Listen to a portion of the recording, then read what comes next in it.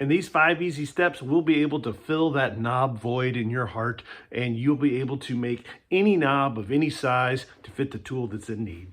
I'm going to use this hole to create a hot glue knob. I want to get that level, and I also want to put a surface underneath it so my hot glue doesn't stick to my workbench. Next, we're going to put in some WD-40 around this, and that will help prevent the hot glue from binding to the metal, so we can pop this out easier. Fill this up all the way with hot glue. Here is our knob, so we're going to push that out.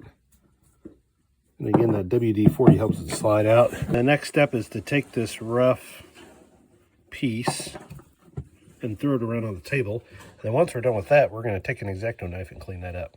Put our fancy side down. And then we'll take our rough side, and in the middle, we'll drill a hole that is slightly bigger than our knob base.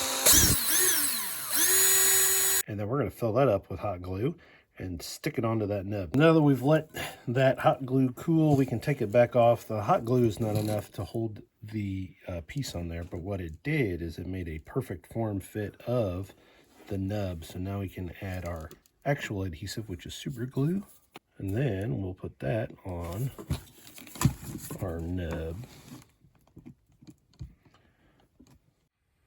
Here we go, everybody. We've got our knob put on here, and I got to put my money where my mouth is. So let's go ahead and do a trial test.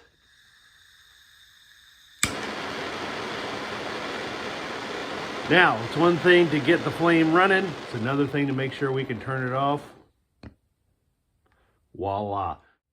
Hope you enjoyed this video and you found this helpful. If there's a better material to make your custom knobs out of than hot glue, please let me know in the comments below. And I hope you found this practical and purposeful for all things knob related in your homestead.